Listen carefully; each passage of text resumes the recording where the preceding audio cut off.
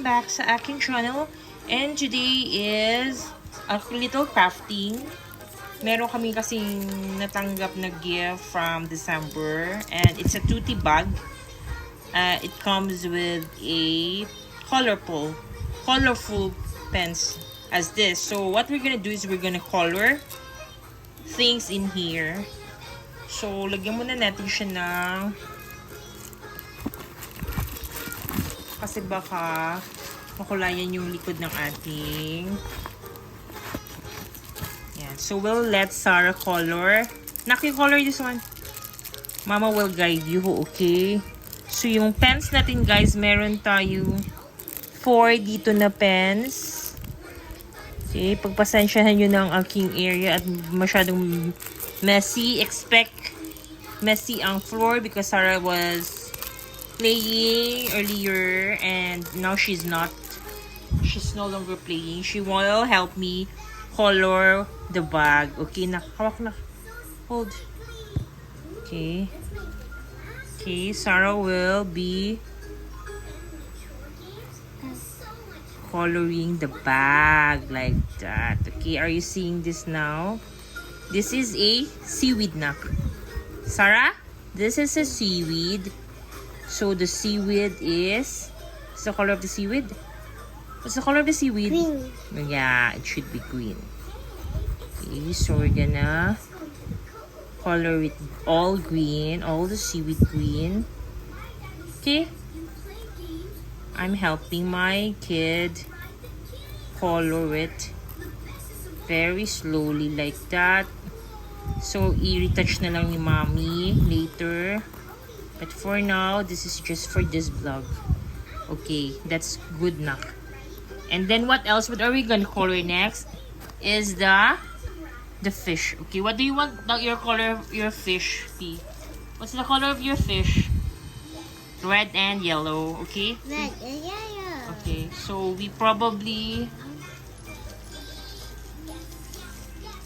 will do the fins yellow, Sarah. Okay? Oops, cannot be hold. Okay, you hold the pen. Okay, so all the fins, we're gonna color it all to yellow. Ayan. Sarah's doing the thing. Not actually all. Okay. Okay, this is really nice na. Ayan. Kita na ba? Ayan, guys. So, we're coloring the fins yellow. And ito din siguro itong mga lines na to. We'll color that yellow. Ayan. Okay. We're doing it okay.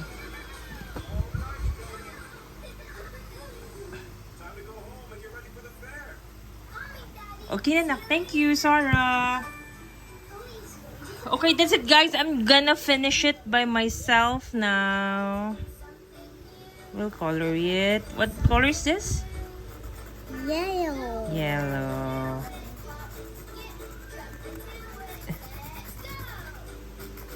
Maganda itong maganda itong pang lunchbox, guys, no? Kasi maliit lang siya na. So, maliit lang kasi siya na bag. Where's your balloon, Sarah?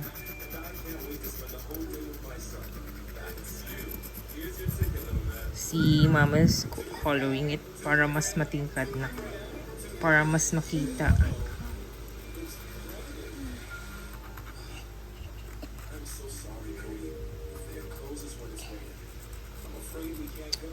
Okay.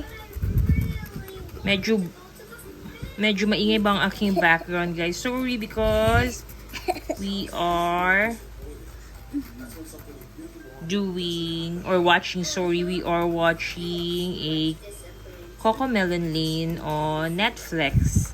So, meron kasing dalawang Cocomelon na pala sa Netflix. Yung isa medyo parang older na version. Kasi medyo mas marami na. Ang community is about community na. Mas madami sila. Again, yan guys. Is it pretty? Is it pretty now? Oh, so, ano kaya maganda sa mga bilog-bilog? Usually naman kasi ang bilog-bilog mga blue, right? So, we're gonna put it blue. Kukit ito mo. So, we're gonna color this bubbles blue.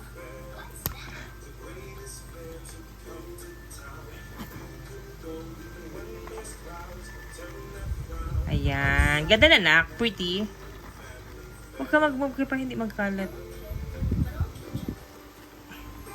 Maganda ito mga ganito, ano, na pang, ano, souvenir. Tapos, parang, siguro, mas maganda to, kunyari, if you're on traveling, tapos, may binili ka sa isang store, and tapos you were giving this bag, tapos on your way back, from your trip, parang pwede mo siyang i-enjoy while on the plane or on the bus, coloring this. Yan. Is it looking pretty na? So, instead, di ba meron tayong 4 colors? So, parang i-assume natin na yung pang 5th color natin is color white. Ayan. So, where will I use the red one? So, yun yung tanong. Okay, meron na ako syempre in mind kung saan ko siya ilalagay. Gagamitin yung red. So, that's it guys. Very simple. Very simple. So, very simple. So, we already have here weeds na naman. So, still green as usual. Green.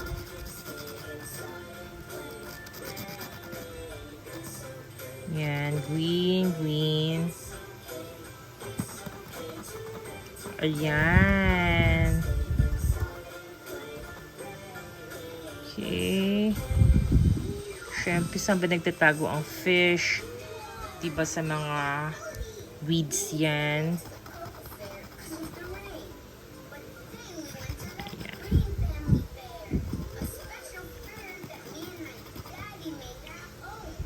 Okay. So, saan natin gagamitin si red? What do you think, guys? I was expecting na light color pa natin. Kasi masyadong malabo siya. Si Sarah kasi itong nagdiin nito eh.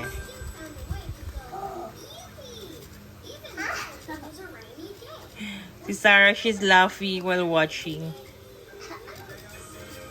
Tuwang-tuwa siya sa pinapanood niya.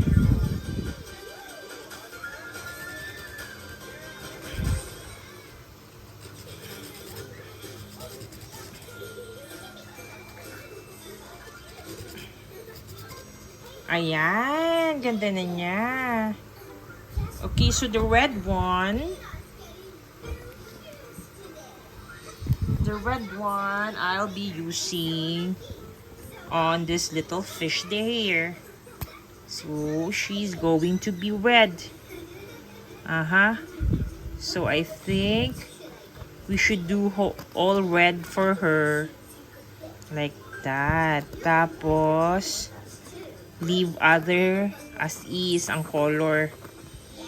Okay. Ayan.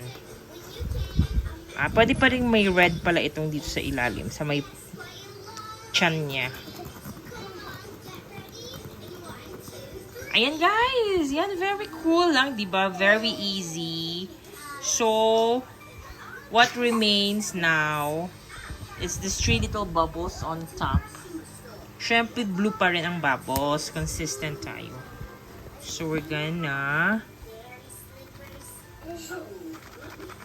No, ginasipa mo man ako, oy. Load ka lang, good yan. Ayan, guys. Wow! Very nice. So, pwede mo pa talaga siyang i-darken pa talaga, guys, if you want it pa talaga na mas darker. Tapos what good thing about is yung alam mo yung mga little grooves dun sa bag, it add up texture while you're coloring the bag. Ayan. So syempre hindi natin siya iwawash kasi for sure pag na-wash natin to, magsi-fade itong mga colored natin na pens and masisira yung ating design. Ayan. Ayan, looks pretty na, 'di ba? From before na masyadong plain. So ngayon, it's more on getting prettier as we add up layers and layers of colors to what we're doing right now. Ayan, very nice. So, mas maganda kung mas darker pa pala ang color. Okay, I have another one here that I would like to color on the big fish. What do you think it is? Ayan. Tingnan nyo guys, mas maganda na siya kasi mas darker na siya. So, I have another one segment or section here that I would like to color in red. Of course, here. Oh, yan. The mouth should be red. Okay. So, we'll let it dry a little and then we'll add another layer of color. Wow! It's so pretty! Pretty siya guys. Maganda talaga siyang pang souvenir. Souvenir, no? Tapos ano siya, parang din at the same time, pastime. Yan. Maganda pa siguro kung mas bigger yung bag para mas mahaba yung time mo while you're on a trip. So, pag hindi ka pag nabobore ka, so, eto, tsagaan mo siyang kulay. Tsaka hindi pa naman nag-fade yung color. Ayan. So, hope you like this vlog, guys. And if you happen to hold one as this, so, enjoy nyo rin kulayan siya just like I'm doing right now. Ayan. It's very calming and very stress-free. Parang you have nothing to worry about. Until then, guys, have a wonderful day. Bye-bye.